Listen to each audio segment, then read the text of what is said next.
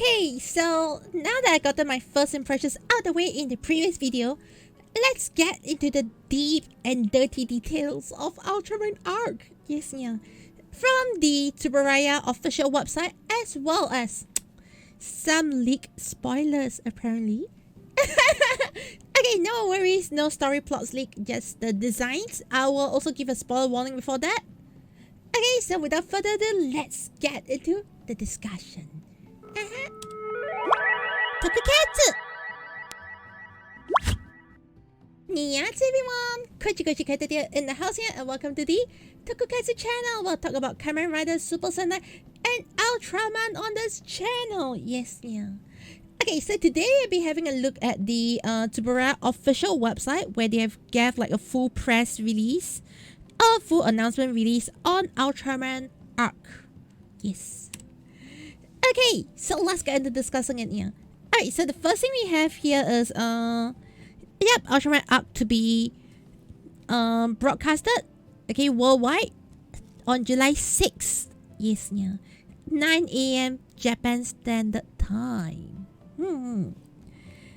Okay, but based on my previous experiences, I think it was like 9:30 Japan Standard Time. Well, to be honest, half an hour is not a huge issue for me here. It's not a huge issue for me, so long I get to watch my Ultraman. Okay, so it's gonna be distributed in 6 countries and regions overseas. I hope it's gonna be released on YouTube like previously. Yes, yeah. And the first thing we have that we probably have seen around quite a bit is the key visual for Ultraman Arc. Alright, so one thing that I have to say is I feel that this time the visuals give a very different impression compared to like Blazer, where it was more dark and all. You see. Oh, and one more thing I like to add on is the initial video, release video, unlike Blazer, okay, this was actually so bright, so colorful. Blazer, so it was like, you know, Blazer in the dark smoke. Blazer hidden one side. You know, there's so much hidden details to the Ultras here. Similar to how they did for a lot of the previous Ultras, where they just show you just the dark shadows of it. They don't actually give you the full details of it here. This time you get to see Arc in its full glory in the first video they launched of Arc, which is really nice. Okay. Alright, so the new show aims to be an inspiration to children about the power to dream and bring the bright and hopeful future. So it's a very, very different approach compared to like Blazer. I feel, yeah. I think this more lighthearted, probably going along the lines of Ultraman Dyna. Kind of feel like, you know, from something like Tiga going to Dyna, that sort of like transition. Yeah, so at least that's my thoughts on it, yeah. Or just what my impression is. Yes, we have a full body view of Arc. Alright, so right now they're saying that this is based on the, you know, Yuma, which is the main character, has the power of imagination, and then basically Arc is fueled by the power of imagination. So a bit like Tokuja? But yeah, so he transformed by inserting an Arc cube into the Mystic Arc Riser.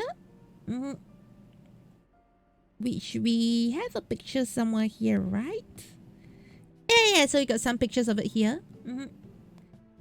Okay, so on top of that, yes, he'll be joining this Yuma.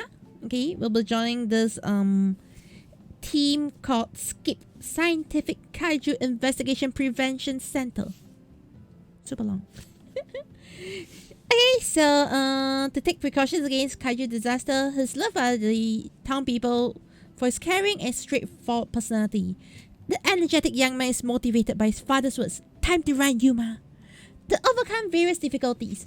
So this is giving me the kind of impression where it's going to be more lighthearted. It's going to be more youthful, more Genki, a bit like, if I'm going to compare the Rider series, it's going to be something like Kamen Rider Forze. Yeah. That's sort of like, you know, Genki feel, yeah. If you're gonna look at the Ultra series, it might be similar to like Ultraman Roop kind of feel, but I'm gonna hope that the story is gonna play out much better than Roop. Yes, yeah. So at least that's my personal hope and personal thoughts here, that it's probably gonna go for a more lighthearted feel and all. Okay, so the lead director is Takanori Tsujimoto, who has basically been directing since Ultraman X. Yes, yeah. Alright, so the thing about Ultraman X is the first time the Ultraman time like use armors, which is a very important point to talk about once we get into the spoiler territory. Yes, yeah. Okay, so yeah, I'm gonna skip all these things about how awesome Ultraman has been overseas and all.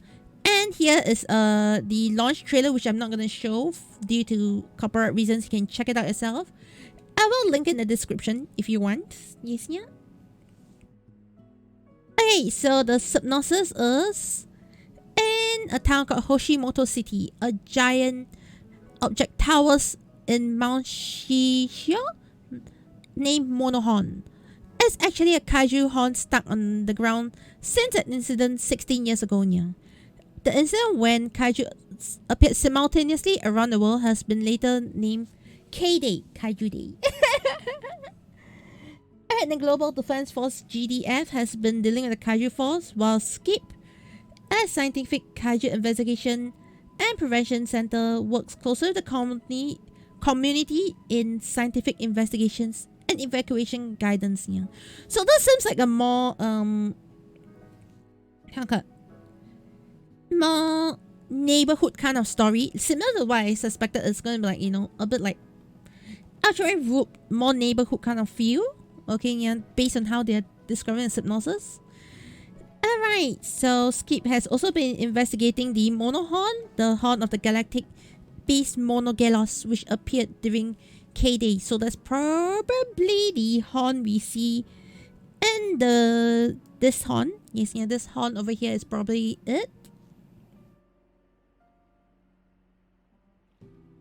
Okay. And then Yuma was then only 7 years old, was camping with his parents in Mount Shishio when Monogelos attacked, but somehow miraculously survived unhurt. This experience had led him to pursue the path of kaiju biology, and despite his traumatic past, he has not lost his imagination to dream. As a rookie investigator, Yuma joined Skip as assigned to the Hoshimoto City branch, basically his hometown, I guess. Not long after, another large-scale kaiju disaster occurs. As Yuma sees desperate people in front of him, a strong will springs into his mind. I want to protect them. It was at this moment Yuma hears the voice of Rushian, the being of light that he once saw as a child. You and I are one. Unleash your imagination. When the mystic light emerging from Yuma's hand embodies his entire body, a power of imagination fuses him with light, and he transforms into Ultraman Arc, a giant light who protects the future. Alongside with his precious friends, Yuma, as well as Ultraman Arc, gallops towards his everlasting dream. Okay, so far this, like I say, it feels very down to earth. It feels like very neighborhood kind of, your boy next door is finding Ultraman kind of feeling, yeah. Okay, it looks exciting, it looks amazing. So far, whatever is in the synopsis is pretty tame. It's pretty tame. It's pretty what I expect Ultra series to be. Yes, yeah. Well, yeah, so far it's pretty good. So one thing is Rushion is something that was brought up. I'm not sure if Rushion is like, you know, like a being of light that combines with him to become Ultraman Arc, or is it like just Ultraman Arc in a different form? Yes, yeah. Rushion, could it be Rubik's Cube? Rubik's Cube? We'll see. Okay, so yes, Ultraman Arc is a giant light who appears before the protagonist. Yuma unleashes his imagination and unites with Rushian, the being of light from a faraway galaxy. Yeah, so Rushian might not be Ultraman Arc, but you know, if with Russian, he imagines Ultraman and he becomes Ultraman Arc. Maybe, I don't know. We'll see more about it. Yeah. So his finishing move is the Arc Finalize. Okay, so it looks more like a very classic Ultraman. Yes, yeah. But I feel that a lot of his attacks feel like very classic and very default Ultraman attacks so far.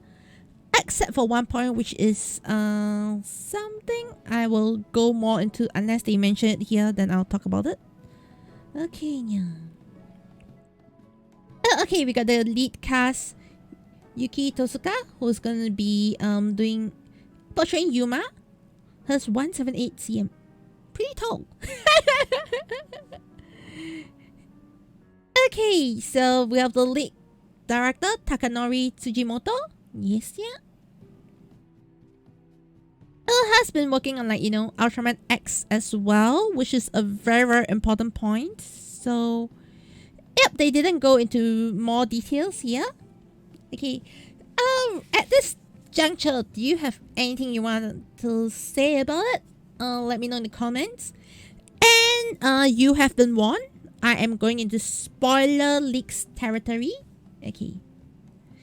Alright, so are you ready? Are you ready? Are you ready? Alright, you have been warned. Anything beyond here and you hear it is your fault. Anyways, yeah.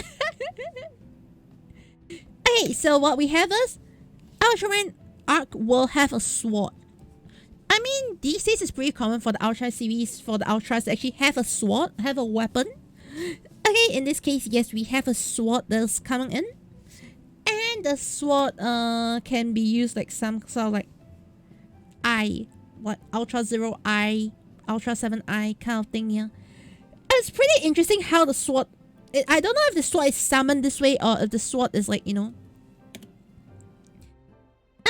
sword is summoned that way or something like that. I do not know. These are just some of the leaked images that has dropped. And yes, as you can see, he has two forms that has been so-called leaked, or I do not know where this footage came from. I just saw someone posting a video with screenshots of these. So this is probably a sun mode. Okay, yeah. I get what I mean later on. So it looks like fire, sun. Okay. And we have one that's lunar, moon kind of feeling, yeah. So right now we have like two modes kind of being announced right now. Okay, and these are armors. And just now I want to say it's pretty important to take note that, hey, the director worked on Ultraman X because Ultraman X is the first Ultra that actually used armor. You see where I'm coming from? So the fact that he's the main director here and he's using armor again kind of like fits his feel around things. Yes, yeah. I won't be covering this too much in detail, but generally we have a sun mode and a moon mode. I do not know the names. It might be leaked out somewhere, but so far we do not have the names yet, yeah? Okay, my personal thoughts I'm just going to insert here, but I'll go into a bit more of a video later on. This is actually reminding me of Ultraman Cosmos. You know, Corona mode and Luna mode. Luna form, Corona form. Yes, yeah. And the reason why I brought this up is because sometime back the Ultra series was doing the TDG, Tiga Dyna Gaia series, yeah? And so Tiga we had Trigger, Dyna we had Deco, okay, yeah? And we actually didn't really have a replacement for Gaia, or like, the next generation Gaia. Okay, sorry. Instead, what we had is Ultraman Blazer, which, if you really want to force the Gaia into Blazer, yes, it's red and blue, Gaia and Agul, okay, yeah. But after Gaia, it was Cosmos, which was basically Sun and Moon. So I do not know if this is like, new generation Cosmos of some level, yeah. But yeah, that's just my personal thoughts on it. That is just like a bit of extra. So let me know what your thoughts below.